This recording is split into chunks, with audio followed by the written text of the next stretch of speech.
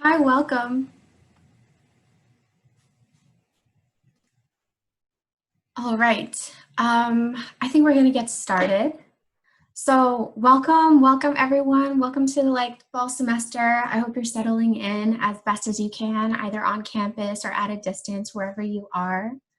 Um, I see so many of you introduced yourself in the chat box, which is awesome. We're gonna be using that quite a lot. So hopefully you're comfortable with it since we've been on Zoom for a while. Really quickly, I'm going to start this poll because I just want to know a little bit about you, like who you are, like where you're at right now. So if you could take a minute to just do that, that'd be great.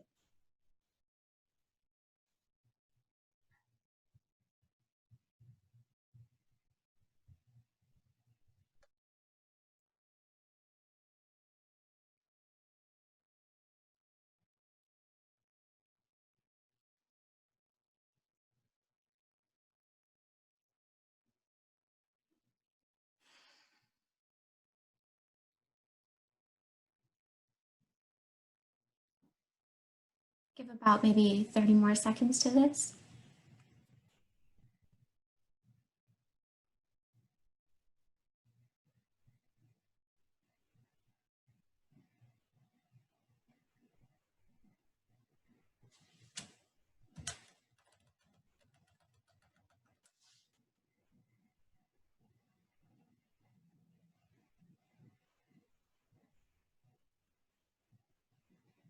All right.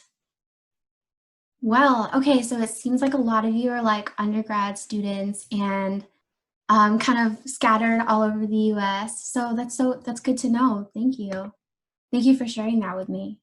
So really quickly, before we get started, I want to take a moment to introduce T Collective. So T Collective is a program, again, by the YWCA Silicon Valley for international students and their partners. While we are primarily for international students and their partners, no worries, we're not going to like turn away anyone. But we are trying to change social norms through community leadership and education. And because we are focusing primarily on international students, a lot of our events will concern immigration law, citizenship, building family in the US, talking about family and domestic violence, and a lot of other things. We really encourage you to sign up for our mailing list to be informed about our upcoming events that we have. If you click on this, I'll also put this in the chat box. You'll be taken to where you can sign up for our mailing list. But let me really quickly put that in the chat box so you all have access to that.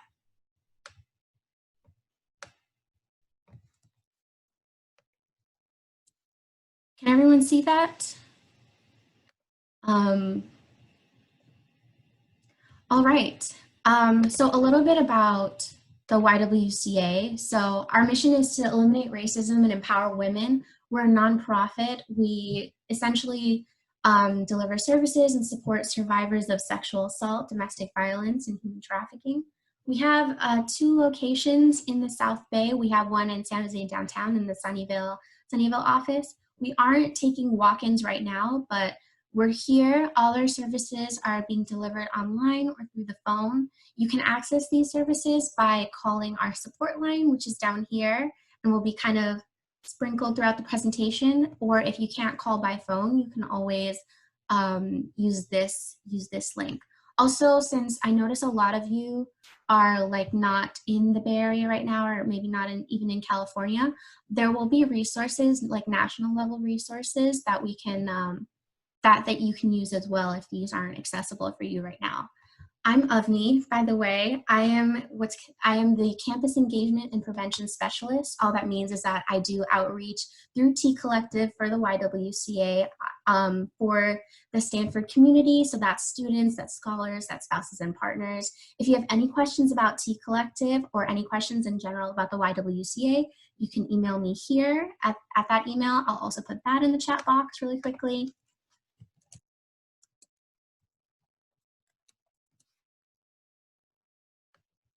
All right, so just a quick overview of what YWCA, what we actually do. So we offer advocacy, we do legal services and court support, a little crisis support. Like I said, our lines in the chat link is down there. We have an emergency center, or shelter, sorry, and we have childcare centers. As part of our social justice department, we do school-based programs and community education and outreach, which is what I do. And we also have our healing centers where we do individual and group counseling. So just like an FYI, this presentation will be recorded. It's being recorded right now. I will send this out to you afterwards so you can have this information, but because it will be recorded, if there's any information that is personal that you don't feel comfortable sharing, I advise you to refrain from sharing it while things are being recorded. However, after I go through all the material, I'll turn the recording off and I'll be around afterwards to answer any confidential questions. So hopefully that's all right with everyone. All right, let's get started. So if you could use the chat box and then tell me just like popcorn, like what comes into mind when you think about relationships?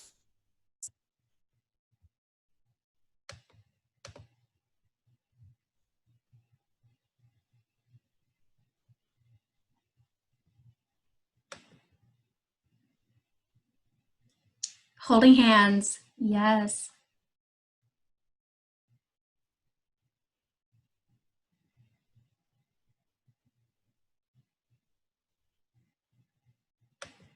Yeah, love.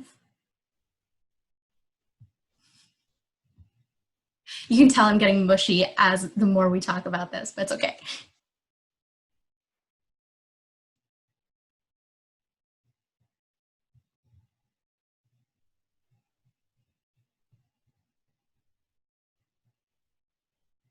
Partnership, active communication, yes. I love all these words, y'all.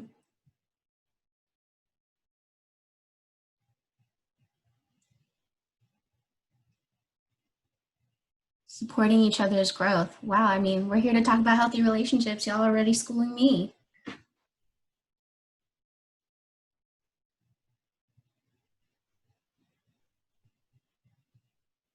Romantic and platonic. That's right. There's not only, although we use the term relationship to like refer to romantic relationships a lot, we also have our relationships with our friends, with our supervisors, with our mentors, with our peers, you know, and all these things that go into healthy relationships span across all these different relationships.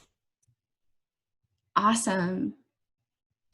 Thank you, everyone. So, um, basically, after this presentation, you'll be able to identify just key things in healthy, unhealthy, and abusive relationships.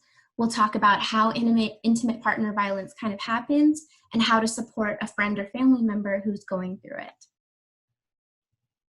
So if you could really quickly share in the chat box again your favorite fictional or real couple. I'll share mine really quickly. I really love seeing Will Smith and Jada Pinkett Smith's relationship. I think they're really honest about conflict and really honest about the work that it takes to like meet each other while you're growing.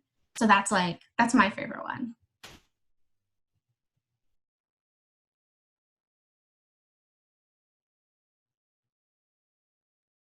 Oh, yeah. Blaine and Kurt from Glee.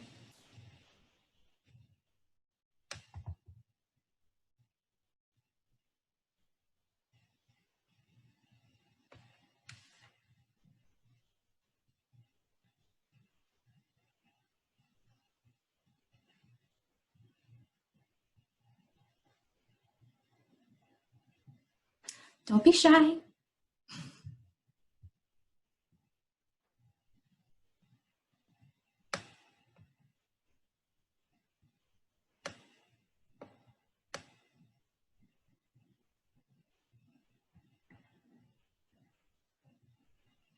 Maybe like, Beyonce and Jay-Z. Definitely a power couple.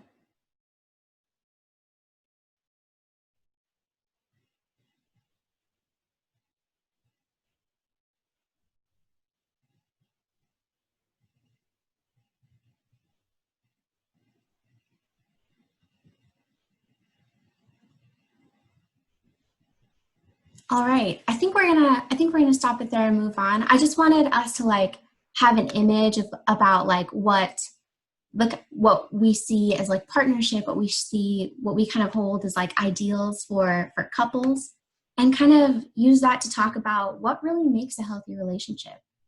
Um, I know so we when we were talking about like what we think about in terms of relationship, you guys already mentioned so many like really good things like active communication, supporting each other's growth.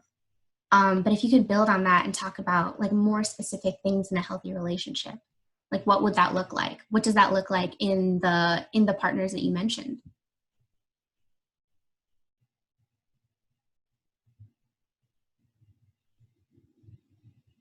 Yes, communication. Is there a specific type of communication that we're looking for?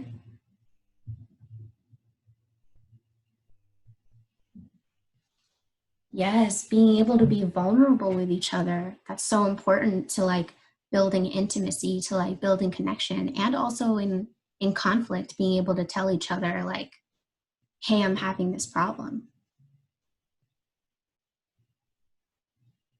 Boundaries, expectations, needs. Yes, yes.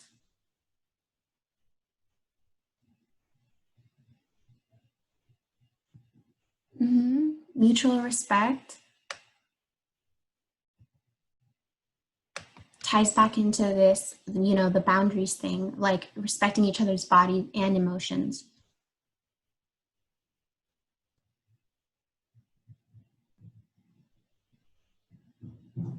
Anyone else?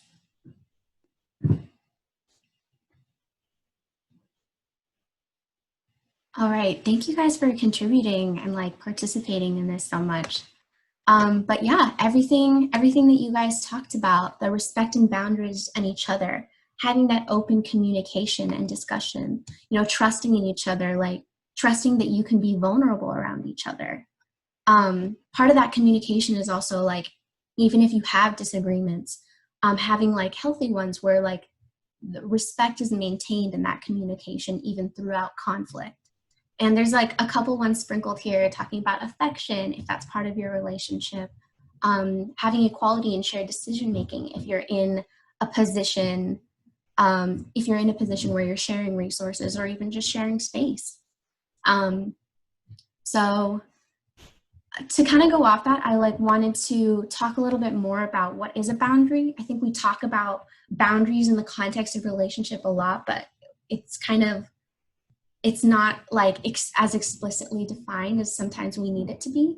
So what is a boundary? A boundary or boundaries are like personal limits that we set for ourselves and in our relationships. And they're obviously different based on different people and different settings. And we have a variety of like, we have so many different boundaries. Someone mentioned not only boundaries with your body, but having emotional boundaries as well. But we even have boundaries outside of our romantic relationships, right? We have professional boundaries, we have boundaries with our time, boundaries with like the things that we own. So kind of going off that, does someone want to give me an example of a boundary that we set at home? Now this can be a boundary with yourself, or it might be a boundary with your partner if you share space with your partner at home, or if you just share space with a roommate at home. It can be a made up one, doesn't have to be straight from your life.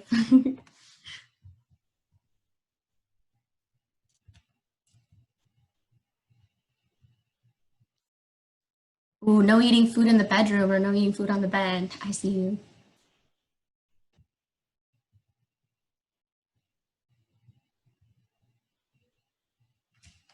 PDA boundaries, yeah, definitely. What about a boundary that like changes with different people?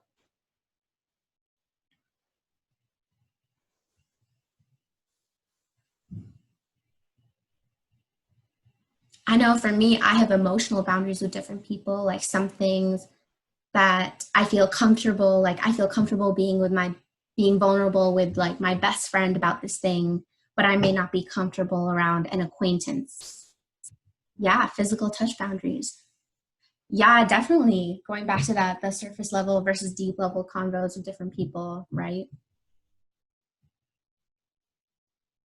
It can also be like a time thing, you know, like for me, like I might spend more time with like people who are closer to me rather than like an acquaintance, right? Um, what about an example of a boundary that we set at work or that we set at a job or in class as a student?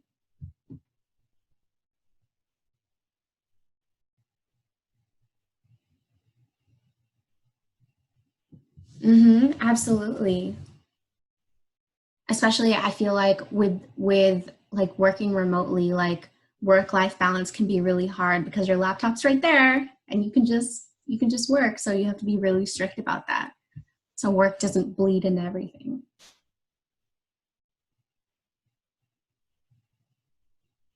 Mm-hmm.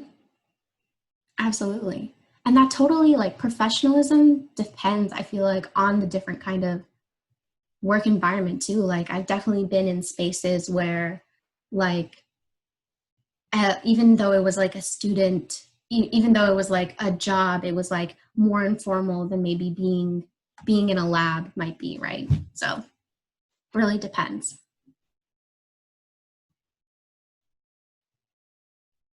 Yeah, awesome. Thanks everyone for participating again. Um, so kind of like hopefully like that gives us like kind of an idea of like how we set different boundaries with ourselves and with other people and how like knowing your boundaries is integral to like understanding and relating to your partner. Um, so we talked a lot about, we brought up communication a lot. So I want to talk about what do we communicate about in our relationships? I mean, it's a variety of different things, but I like really want to hear from you, like what do we communicate about? And especially like, what do we have the hardest time talking about in our relationships?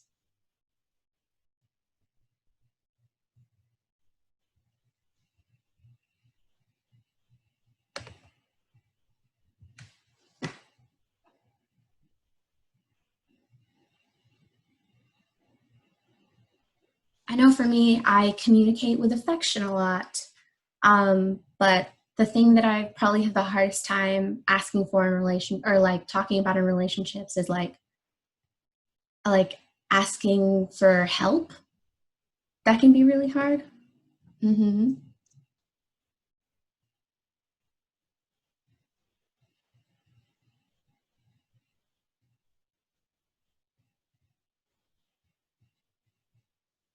Yeah.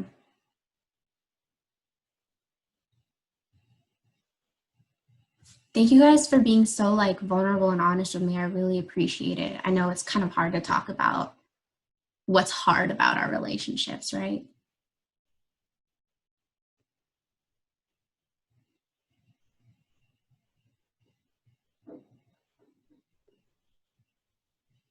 Maybe 30 seconds if someone else wants to share, feels brave enough to share. Thank you everyone for sharing so far.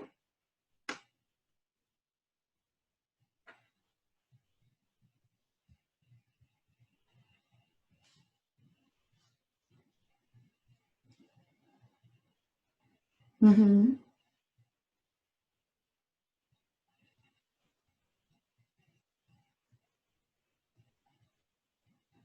Kind of going back to this thing about hard to talk about why you're upset when you don't know yourself. Like, um, so I had this like sentiment about anger where sometimes if where we feel where we have a flag go up, but we don't exactly know for what. And sometimes with our partner, we give them the benefit of the doubt a lot, right? So sometimes even if we feel that flag go up, we're like, we don't bring it up because it's our partner.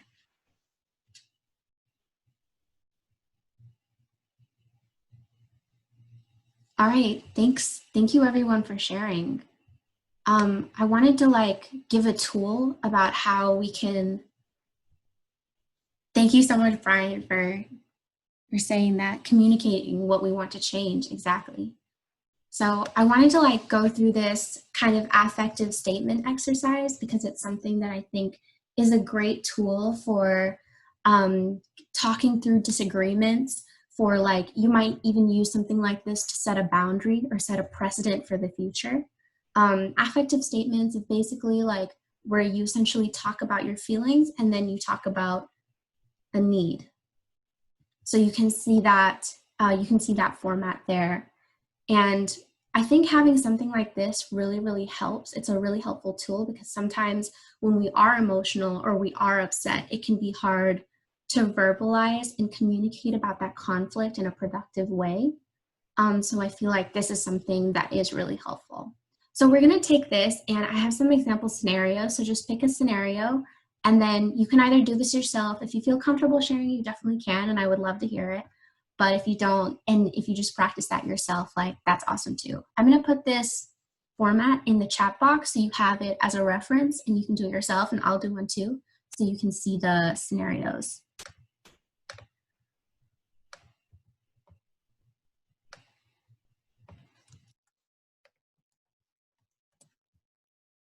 All right, and here are the scenarios. I explained that kind of fast. Does everyone get it? Just give me like a Y in the chat box if you do. Okay, perfect. Thank you. Glad to hear it. So again, pick a scenario, take the affective statement format, and just say what you need to say in that situation.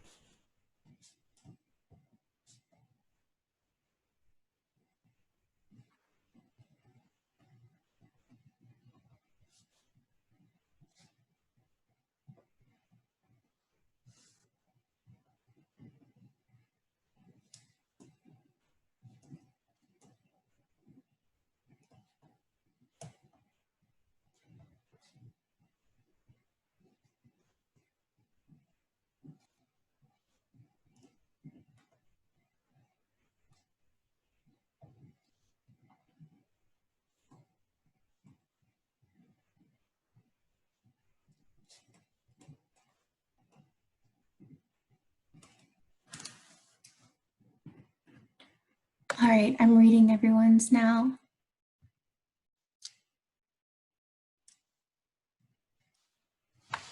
This is awesome.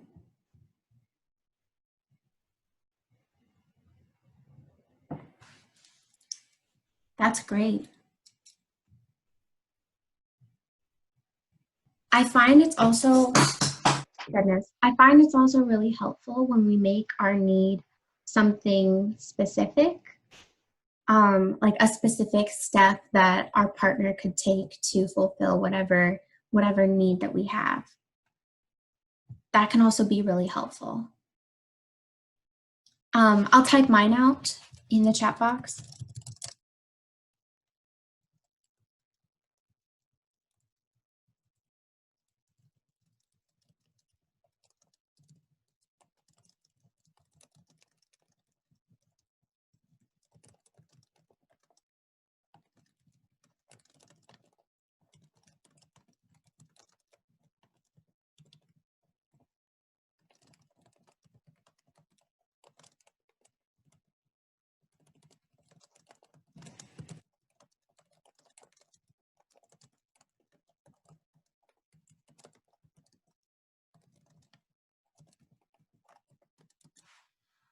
So I wrote, I feel disrespected when you call me this name because it was hurtful and had nothing to do with what we were talking about.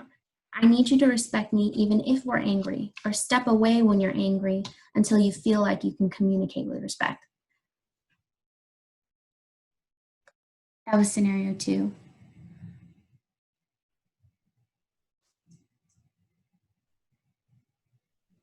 That's awesome.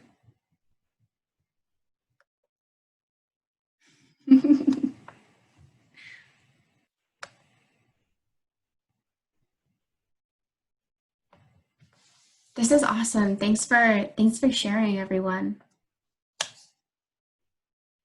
Hopefully this tool is like really helpful for you and you can see yourself exercising it when you experience conflict or you feel like you have a boundary that you need to set, or when you're trying to set a new precedent for your relationship, right?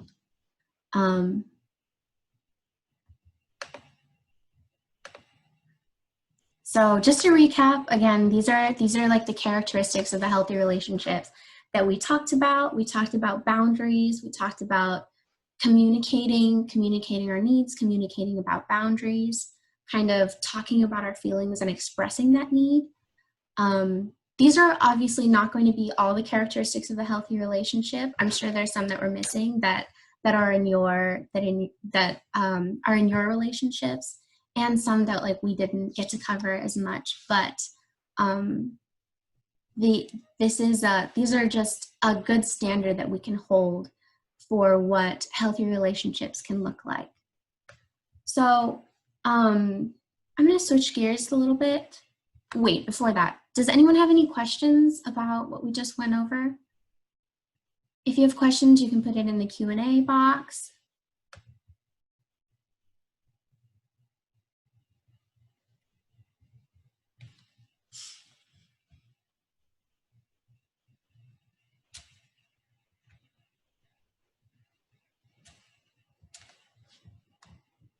All right, I'm not seeing anything in the Q&A box, so hopefully everything's good so far. Again, if you have any questions at any point, you can put that in the Q&A box and I'll try to keep up with it as much as possible. Okay, so I'm going to switch gears a little bit. We've talked about healthy relationships, standards for them, the characteristics of them, boundaries, and communication. Now I kind of want to switch into talking about what makes an unhealthy relationship. So if you guys could use the chat box again to talk about that, y'all.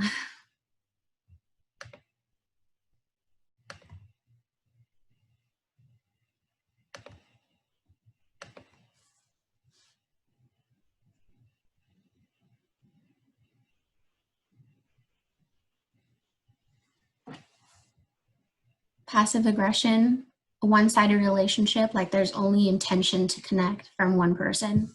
The other person isn't really there. Yeah, absolutely.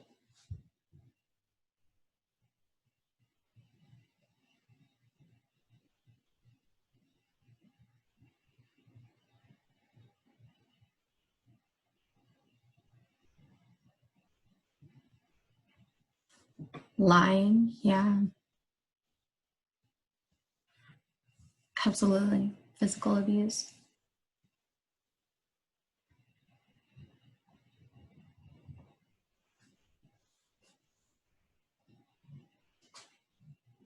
Emotional abuse as well. Thanks for saying that. Sexual abuse, pressuring, coercion.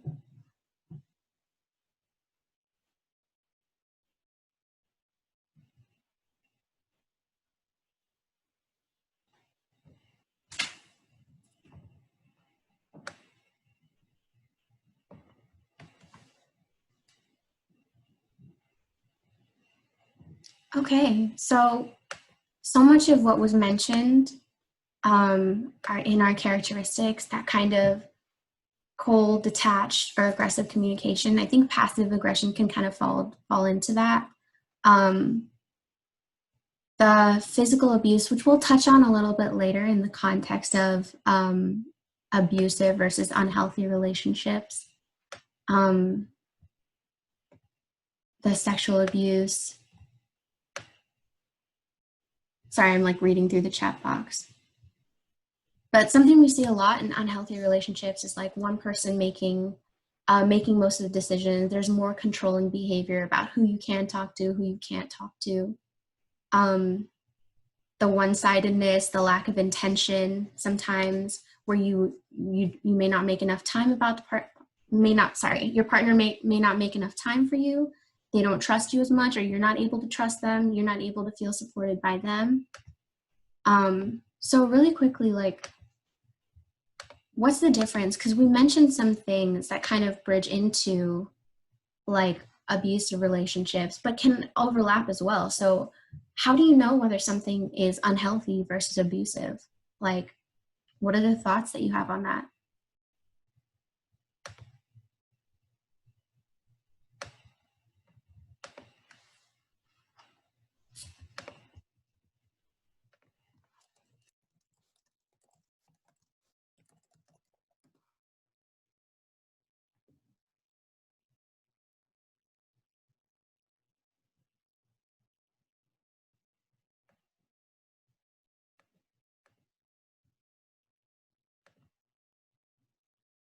Oh no, it seems like I've stumped everyone. So we can just talk about it. And that's totally okay. So the way that I think it's important to differentiate between unhealthy versus abusive is that unhealthy relationships may have like some of these characteristics of that are more unhealthy where there isn't that much intention or consideration, but it may not be happening as often. In unhealthy relationships, there might be the opportunity to bring up something with your partner to be able to address something either in therapy or just talking it out where there's actually space to do that. I would say in an abusive relationship, these red flags, these like obviously abusive behaviors like physical, emotional, sexual abuse happen very often. And there's fear and more control and power instilled in that relationship that keeps the person going through it from either seeking help, from bringing it up with their partner, or for trying to find a way to change things.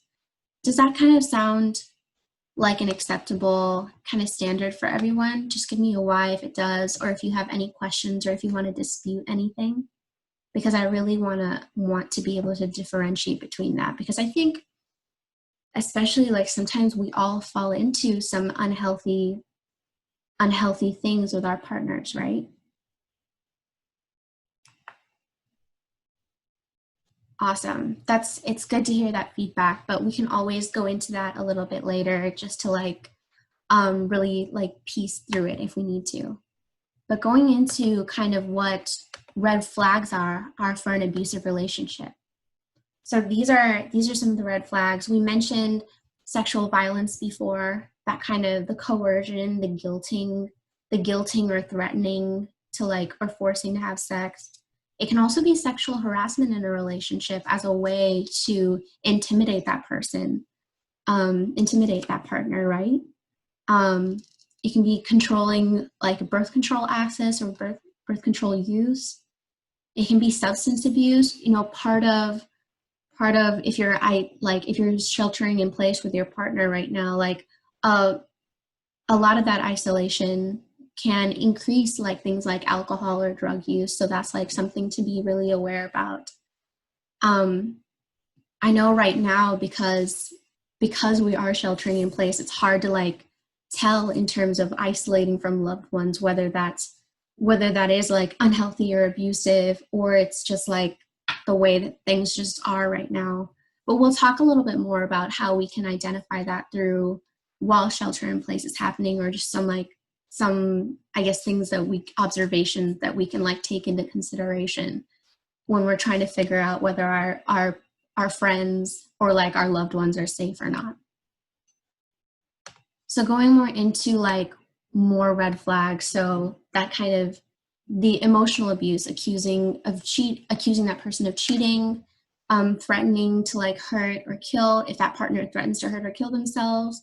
They can threaten violence. I'm really, really glad that we brought up emotional abuse, because so often we only think of domestic or like partner violence as something that shows up physically, but for the most part, you know, there's so much psychological and emotional that happens before even the physical abuse might start, or it may not ever manifest physically and it could still be abusive emotionally. So kind of talk going off of that. What have you heard about domestic violence? What have you heard about intimate partner violence or partner violence? Yeah, this is all going to be recorded, but I can also send you the slides.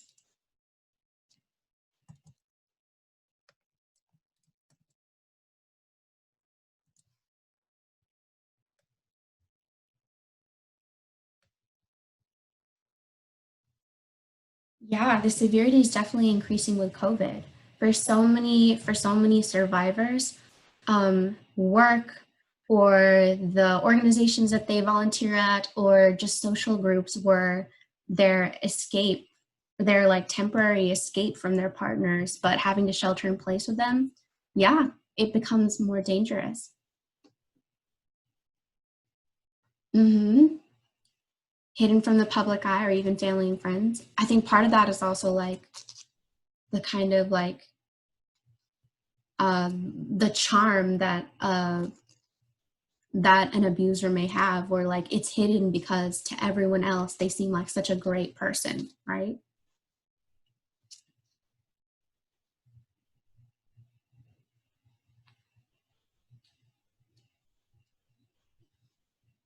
I'm really glad to be hearing these things. I think most of what people hear about domestic violence, or most of what like the cases that surround it, people like often think it's just women who go through it, or sometimes a lot of people feel like it's only a family issue and like it's not other people's business. So I'm really happy to hear like to see this kind of awareness from y'all. It's awesome. Okay, so kind of going off that, um, I wanted to share some things about interpersonal violence and domestic violence, and about just like the scope of it. So if you could just take a moment to read that, and then I'll read it a little.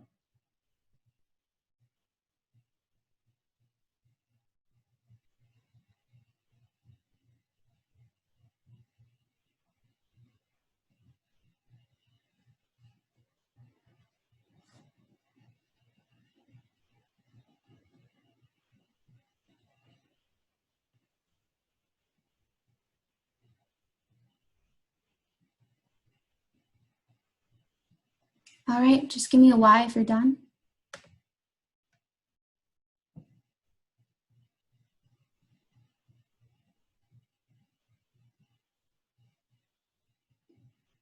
By the way, the citations for these stats, they'll all be in the notes of the slides that I'll send out later if you're curious about where I got this information from. But as we can see, like many people experience intimate partner violence in their in their lifetime. And many primarily experience that psychological aggression, like not just physical violence. I also wanted to talk about, in the context of like what T Collective does, like talk about what interpersonal violence looks among the immigrant population. So among immigrant women, interpersonal violence can be as high as 49.8%, which is almost 3 times the national average. On the Stanford campus, and specifically, we have a lot of international students and then the international partners that are from different countries in Asia. So I felt like this was really important to include because 21 to 55% of Asian women in the US report experiencing either physical or sexual violence in their lifetime. So I wanted to explain that the 21 to 55% comes from like different Asian national and cultural groups being surveyed.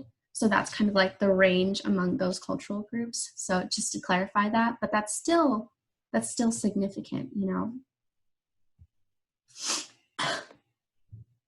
So just to fully define domestic violence is a repeated pattern of abusive behavior to maintain power and control over a partner in an intimate partnership. So we already talked about it being called intimate partner violence. It's also referred to as battering. It can also be dating violence. It doesn't have to happen in the context of a marriage or a divorced relationship, right? This can happen with a boyfriend or girlfriend, or just a romantic partner. So that's important. That's important to know. It occurs across all identities, as I mentioned earlier. When we talked a little bit earlier about how an abusive relationship has that pattern of abusive behavior, and it often escalates over time. Survivors often report this period of tension before abusive incidents being worse than the actual abuse. So again, going back to that how the emotional abuse can sometimes be more intense than like the physical abuse that shows up. And that leaving an abusive relationship is really difficult, and survivors average around 7 attempts before they're able to leave their partner.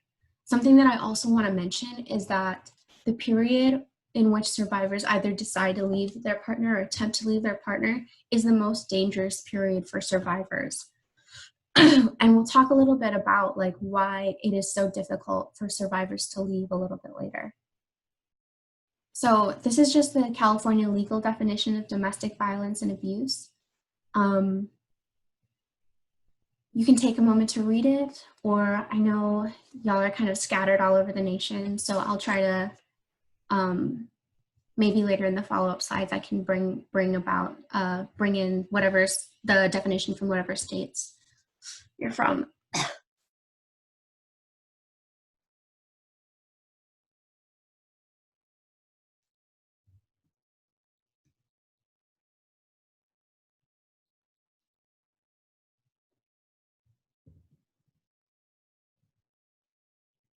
So we can see in that definition, it says a dating or engagement relationship. So domestic violence doesn't have to be just marriage.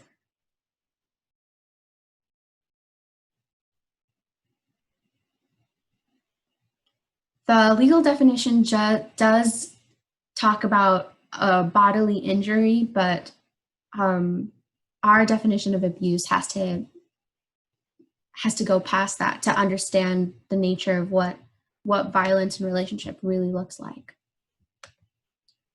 So we already touched on this, but maybe we can dive into it a little bit more about the different ways that abuse occurs or the different types of abuse.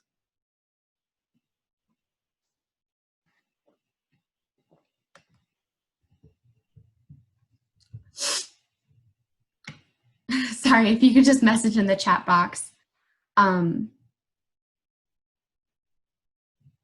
what that might look like. I'll give about 30 seconds because I know we already touched on this, so, but if anyone else has anything that you want to add.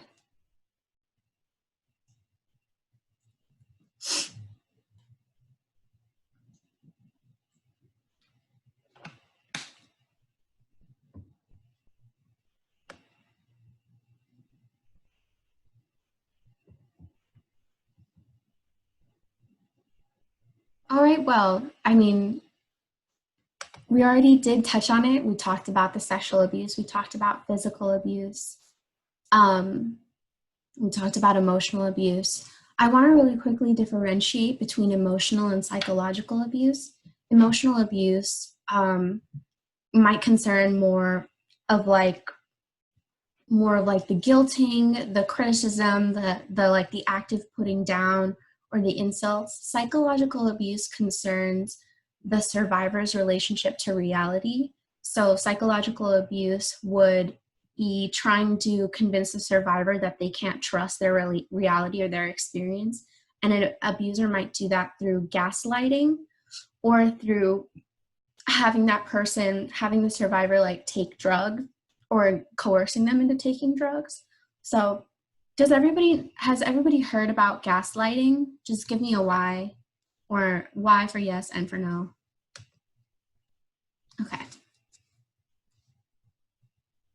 Okay, so again, gaslighting is when someone basically tries to convince you that your experience isn't reality. And it's based on this movie. I think the movie is called Gaslight. But essentially in that movie, the husband turns on and off. Yeah, awesome. So they turn on and off a gas lamp and basically like lie to their partner about it and try to convince their partner that they're crazy. So cool. Do we need any other clarifications about what these types of abuse can look like? For economic abuse, it might be like you only have access to housing through that partner, or you only have access to food through that partner, or that partner takes your wages from you.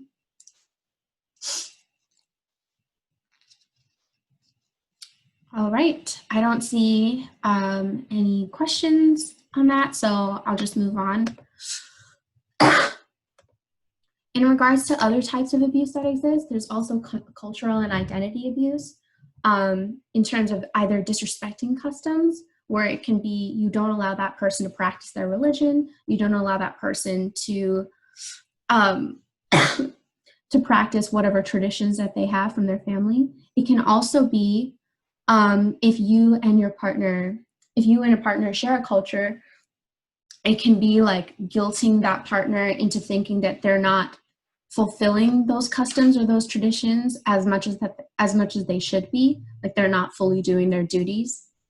Abuse can also be spiritual, and that might look different for every person, and technological, which is something that we've seen a lot more of during shelter in place, where there's that monitoring of social media, of emails, sometimes stalking. So the way that this cycle of abuse and violence works is there's this heart and flower stage where essentially the abuser, I suppose, attempts to butter up the survivor with, again, presence and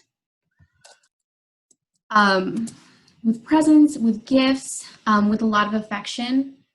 But as soon as something goes wrong, the tension builds slowly with maybe different conflicts, different incidences of emotional and psychological abuse, where fear builds in the survivor, and I suppose that anger or whatever that motivating factor is for the abuse builds in the abuser, and that explosion culminates in that instance of like severe abuse, whatever that may look like. It may be physical, it may be something more. And then the apology phase, where the abuser displays remorse essentially for their actions and tries to go back into this affectionate phase and tries to offer more consolation, promises that they'll improve. Eventually, over time, the cycle shifts more into this, where it just cycles from tension to explosion and tension to explosion. Sorry, I apologize for my coughing. But yeah, this is how it cycles. Now, I don't think that the actions of an abuser can really be justified, but what this tool does, it's referred to as the power and control wheel. It helps us understand the mechanisms that they use to maintain power and control in that relationship. So let's just take a minute and look at this. If there's any questions, please feel free to drop them in the chat or the Q&A box, and I'll try to answer that as much as possible. I think the way to think about the outer ring also is to think about the beliefs that condone violence, and the beliefs that condone violence against a specific person.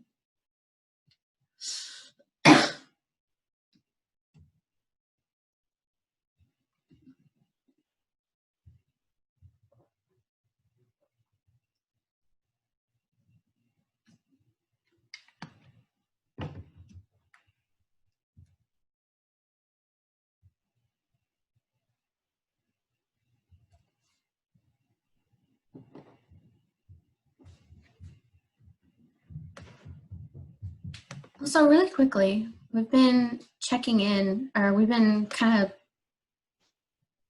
of, that is so sweet of you. I just had some lemon and ginger tea, but I will put some honey in my next tea soon. Thank you. Okay. Really quickly, I know we've gone through a lot of kind of heavy things. I've just kind of barreled through them. So I want to like check in with everyone. If you just want to tell me a couple words about how you're doing. If you need to take some space, that's okay too. I know some of these things are potentially triggering. So if you want to put in the chat box how you're doing so I can kind of see where you are, and kind of tell you what the rest of the session is going to look like. Yeah, let me know.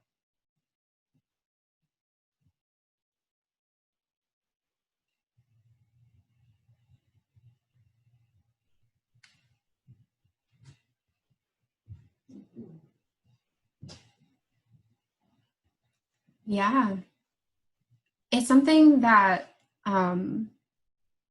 especially like in, I would say like more collectivistic families and relationships, that like cultural abuse can play like a really big part.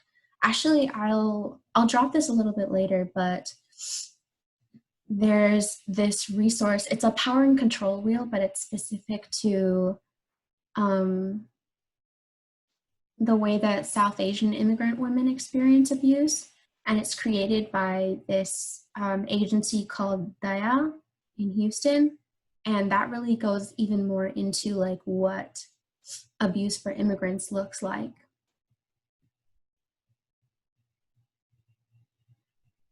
I'm really, really glad that this is like validating for your experience. I'm happy to hear that. And hopefully, you know, this is like a one-on-one, or sorry, a 101 type type presentation. But if there's anything that you want to do more of a deeper dive into, that's something that we can also talk about a little bit later.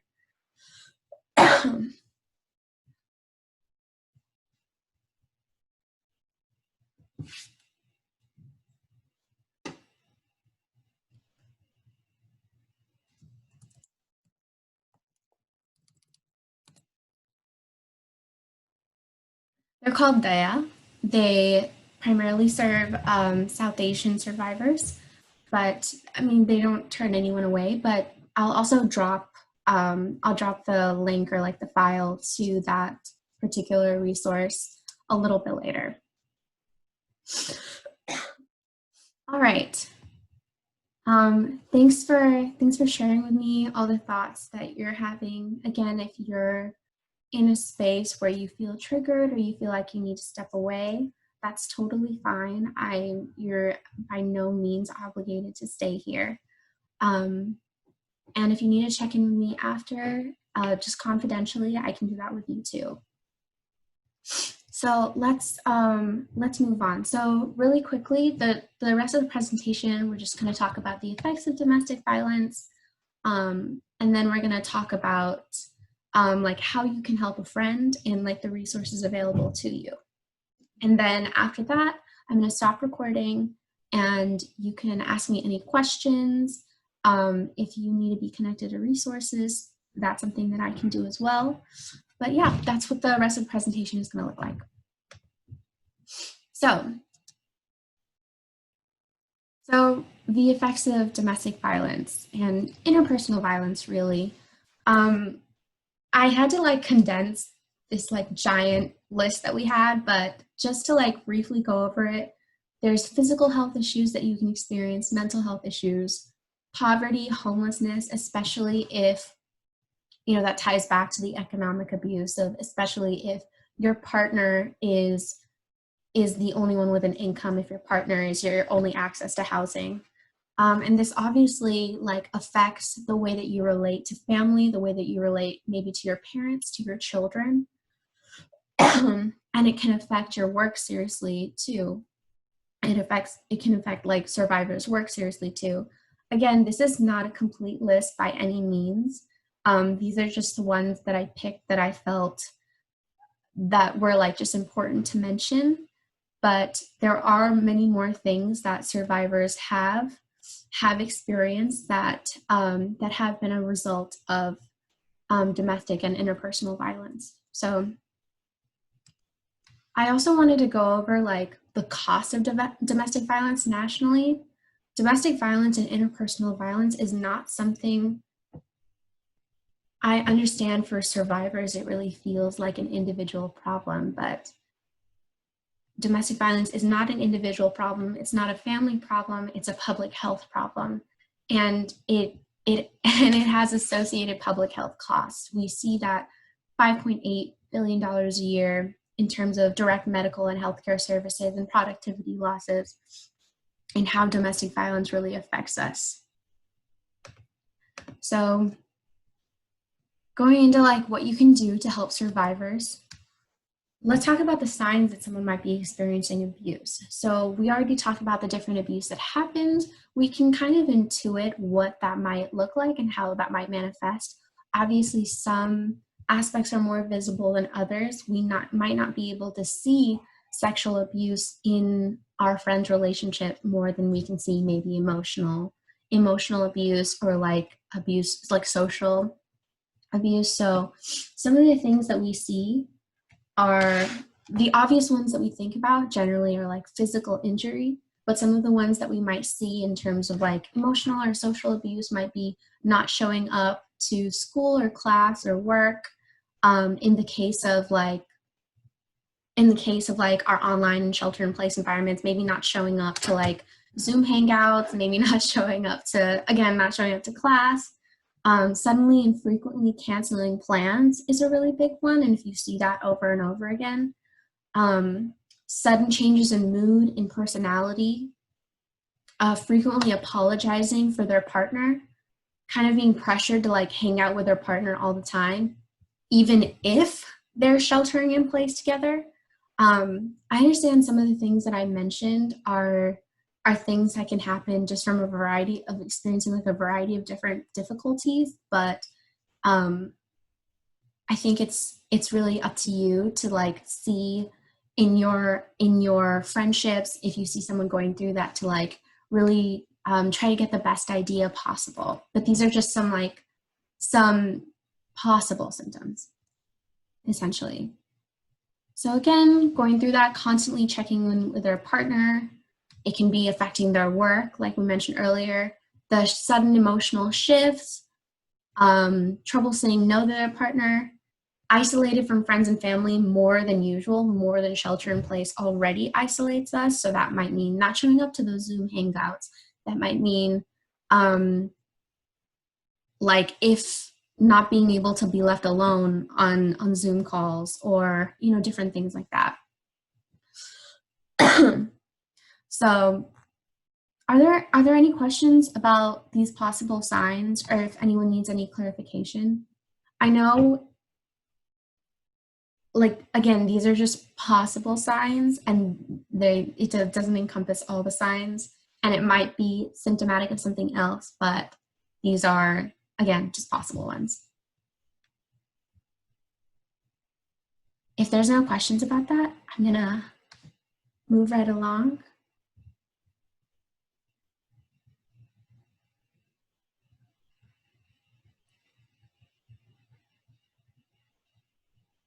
Okay. Cool. So I mentioned this a little bit earlier about talking about why it's difficult to leave. So a really big thing can be cultural factors. In marriages, that family honor, having the traditional role of the wife. Sometimes if you also live with your in-laws, they can take the side of the abuser and validate that abuse. It can also be dependency on the abuser, the immigration status. So when it comes to like the dependence on certain visas, especially some student visas, some of them are not allowed to seek jobs or classes. And it means that everything that they have access to, they have access through the student, which means they're dependent on the student, and if they don't have the student, they aren't able to access housing, access food, transportation. So there can be a lot of things in terms of dependency that tie into that. There's also, obviously, if the survivor has children, there's that fear of losing your child in custody battles.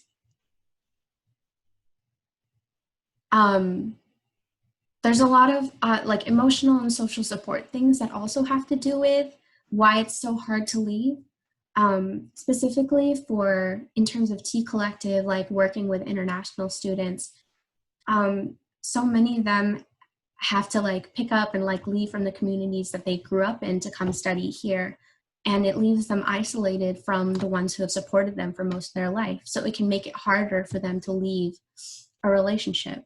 There's also kind of time, which is a part of that like kind of like cultural and identity issue, that the shame and humiliation that someone feels about suffering abuse and about leaving, where they feel like it's my fault, or like I'm not a good enough partner, and that's why I'm suffering abuse. There's also for any partnership, there is that hope that the relationship will change. And sorry, there's the hope that the relationship will change, which might be for the sake of the children, which might be just for the sake of the relationship itself.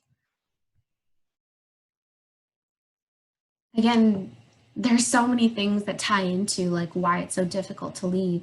That low self-esteem ties into that shame part of like, um, I'm deserving of abuse, like because of me, and that can like really contribute to like low self-esteem. We talked a little bit earlier about like not being believed about interpersonal violence being hidden because of the family, or because abusers themselves can be like charming and humane in every other realm of their life. There's also the minimizing the denial, that ties into the fear of not being believed. And when I was talking a little bit earlier about the most dangerous time for survivors in an abusive relationship is when they're considering leaving, or when they do leave the relationship, where that intimidation and the threats really tie into that. So what can you do to help a friend who discloses to you that they're suffering through abuse, or even a friend who says, hey, I'm seeing these unhealthy things kind of start happening more? You can actively listen, you can believe them, you can acknowledge and validate their feelings. The popular, I guess, set of phrases, I hate saying popular, but the set of phrases that, that we use the most, that are at the core of our work supporting survivors, is I believe you and it's not your fault. So that's a really big part of like supporting your friend, supporting a friend or supporting a loved one who's going through that. If that's at the core of your support, then that person will feel validated. You don't want to act shocked, although sometimes that can be hard. If you know the abuser, or if you like have a certain perception of the abuser, you don't want to ask why questions. You don't want to ask a lot of details. Part of experiencing abuse is dealing with the trauma from that abuse, and asking for a lot of details can do what we call like re-traumatize that person, where you like expose them to their abuse again because they're reliving it in their head, telling you about it, and that can make it like just emotionally harder for them and be discouraging for them to seek help. So that's like a really important thing to be aware of. That's what we call being, trauma informed. So sorry. What you want to do is provide resources, which we're about to go over, and you want to give them allow them to make their own decision. So much of being in an abusive relationship means that that person doesn't feel like they have any control over their relationship. So when you're supporting that person, you want to make sure they feel like they're in control, so you don't become another, I suppose, like oppressive or like abusive thing for them. You want your support to be grounded in them having control. Again, you don't want to tell others their story without their permission, because it's theirs. And you don't want to confront the person who harms them, because again, I think intuitively that would put the survivor more at risk. So in terms of resources, if you want to report, you can report to law enforcement. There's something called a SART exam, where essentially it's like a medical and forensic exam to like gather evidence. And there's like a 10-day window for that to like gather the most evidence that you can. Really quickly, I want to like preface this. I just started talking about it, but if you have specific questions about this, because we don't have too much time, I can't go into detail about everything. But after I'm done, which we're so close, I'll try to answer these questions as best as possible. You can also, in terms of not reporting, you can tell friends, family with that person's consent, if that person like is okay with it. You can go with that person, or you can suggest that they seek medical care if they have been subject to some kind of physical or sexual abuse, if that makes sense for them. You can also report to Title IX. I can go into that a little bit more, but that is an option for you as university students, and also spouses and partners like affiliates of Stanford can also report to the Title IX office. But again, I'll go more into that, into and about that a little bit later. Again, if you don't want to report, or if the survivor doesn't want to report, they can seek therapy and different resources. I'll go through, we have a list of resources, both national and local, that I'll go through really quickly. And there's also civil court remedies where you can get restraining orders if you need to. So if you can't or you don't want to go the criminal route, you can go this route. And it's not, these options aren't mutually exclusive. You can report to Title IX and go to civil court. Like you can do a mix of these things. So really quickly, we're gonna practice supporting a survivor. So all you're gonna do is just think about this scenario and just think about the things that you could say to them. And then after we have like a minute thinking about it, we'll just message in the group like what you could say, what you'd want to say. So go ahead.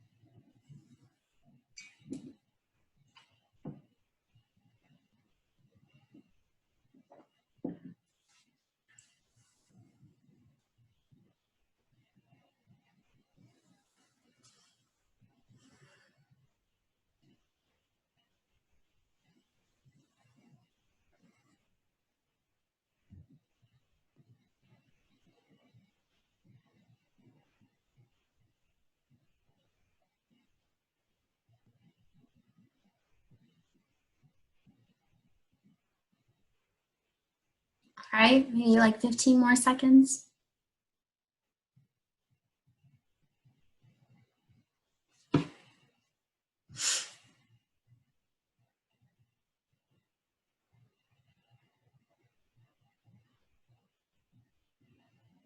Okay. Does anyone want to share? Oh, awesome.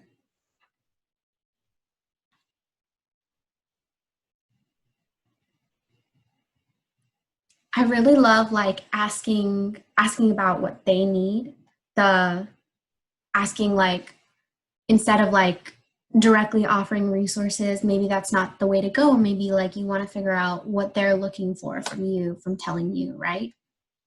Awesome. Making emotional space for them to talk about this. Like, how are you feeling about this? That's awesome too. Any other ideas? Things you could say?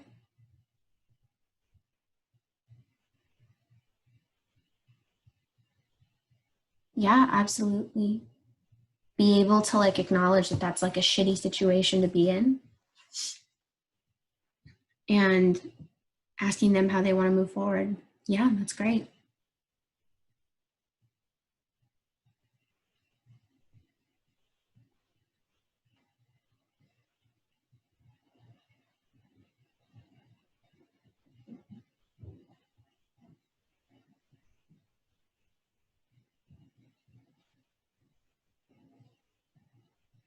Yeah, offering that specific support. Do they need to crash on your couch for a little bit? Are they looking for an apartment?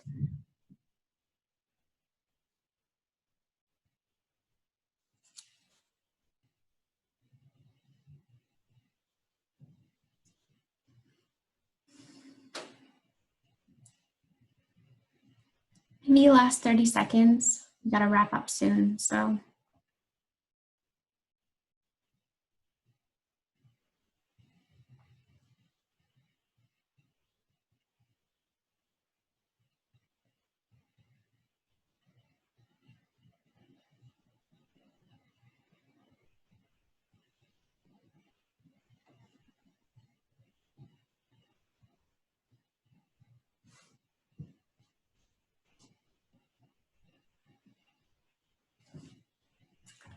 Okay, well, thank you everyone for participating in that. Hopefully that gives you a better idea of like what you want to say, when someone discloses something to you.